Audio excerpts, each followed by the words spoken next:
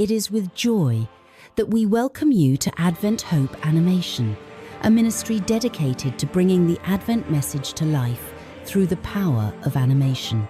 Through the inspired writings of Ellen White, we seek to share the visions, counsels, and warnings given by the Lord to prepare His people for the soon return of our Saviour. Throughout history, God has used various means to proclaim His truth, through the spoken word, the written page, and now through visual storytelling. If your heart is stirred to grow in faith and understanding, we invite you to subscribe and join us on this sacred journey.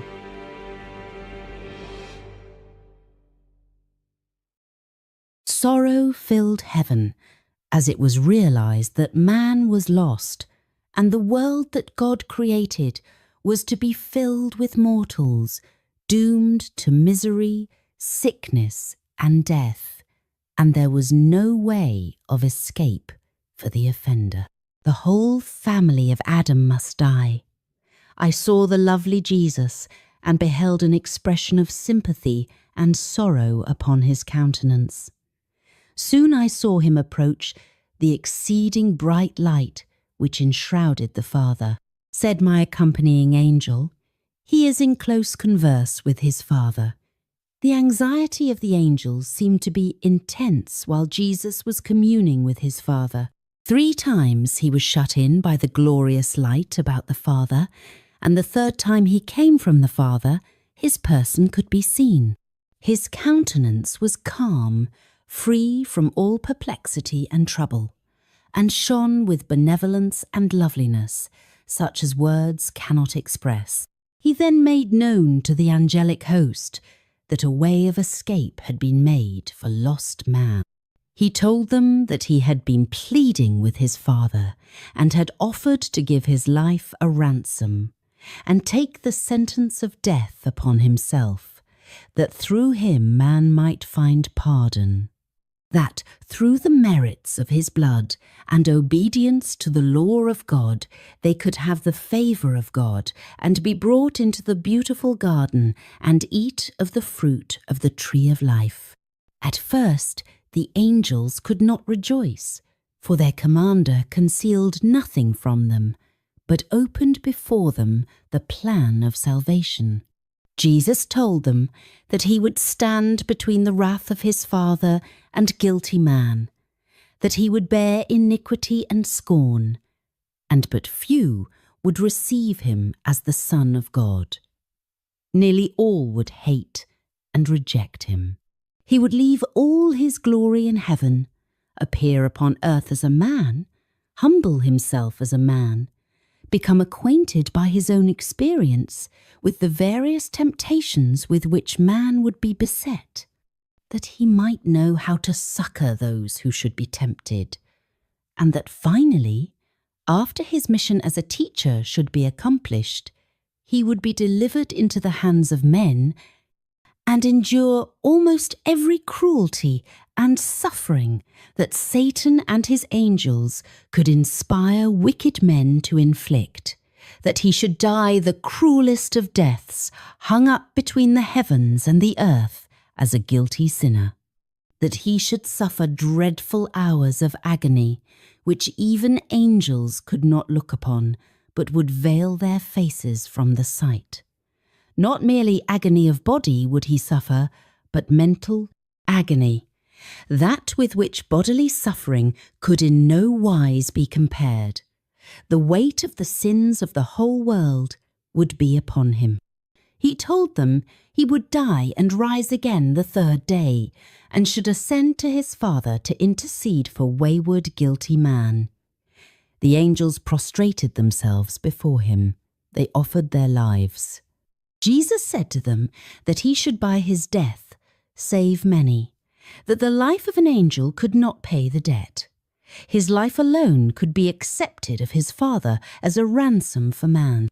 Jesus also told them that they should have a part to act, to be with him, and at different times strengthen him, that he should take man's fallen nature, and his strength would not be even equal with theirs, and they should be witnesses of his humiliation and great suffering.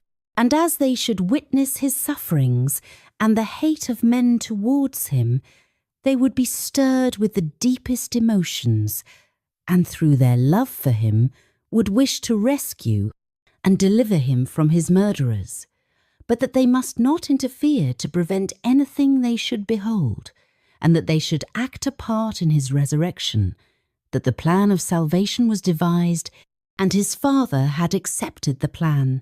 With a holy sadness, Jesus comforted and cheered the angels, and informed them that hereafter those whom he should redeem would be with him and ever dwell with him, and that by his death he should ransom many, and destroy him who had the power of death. And his Father would give him the kingdom, and the greatness of the kingdom under the whole heaven, and he should possess it for ever and ever. Satan and sinners should be destroyed, never more to disturb heaven or the purified new earth. Jesus bid the heavenly host be reconciled to the plan that his Father accepted, and rejoice that fallen man could be exalted again through his death, to obtain favour with God and enjoy heaven. Then joy, inexpressible joy, filled heaven, and the heavenly host sung a song of praise and adoration.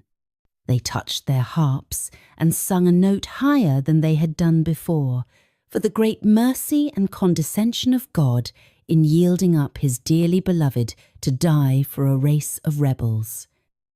Praise and adoration were poured forth for the self-denial and sacrifice of Jesus, that he would consent to leave the bosom of his Father and choose a life of suffering and anguish, and die an ignominious death to give life to others. Said the angel, "Think ye that the Father yielded up his dearly beloved Son without a struggle? No, no. It was even a struggle with the God of heaven, whether to let guilty man perish or to give his beloved Son to die for them." Angels were so interested for man's salvation that there could be found among them those who would yield their glory and give their life for perishing man. "But," said my accompanying angel, "that would avail nothing. The transgression was so great that an angel's life would not pay the debt. Nothing but the death and intercessions of his Son would." What are the African Great Lakes? Did you pay the debt and save lost man from hopeless sorrow and misery. But the work of the angels was assigned them to ascend and descend with strengthening balm from glory, to soothe the Son of God in his sufferings and administer unto him. Also, their work would be to guard and keep the subjects of grace from the evil angels, and the darkness constantly thrown around them by Satan. I saw that it was impossible for God to alter or change his law, to save lost, perishing man. Therefore he suffered his beloved Son to die for man's transgression. Satan again rejoiced with his angels that he could, by causing man's fall, pull down the Son of God from his exalted position. He told his angels that when Jesus should take fallen man's nature, he could overpower him and hinder the accomplishment of the plan of salvation. I was then shown Satan as he was, a happy, exalted angel. Then I was shown him as he now is. He still bears a kingly form. His features are still noble, for he is an angel fallen. But the expression of his countenance is full of anxiety, care, unhappiness, malice, hate, mischief, deceit, and every evil. That brow which was once so noble, I particularly noticed. His forehead commenced from his eyes to recede backward. I saw that he had demeaned himself so long that every good quality was debased and every evil trait was developed. His eyes were cunning, sly, and showed great penetration. His frame was large, but the flesh hung loosely about his hands and face. As I beheld him, his chin was resting upon his left hand. He appeared to be in deep thought. A smile was upon his countenance, which made me tremble. It was so full of evil and satanic slyness. This smile is the one he wears just before he makes sure of his victim, and as he fastens the victim in his snare, this smile grows horrible. Hello, and welcome to the recording studio for the WVBS Online Bible School.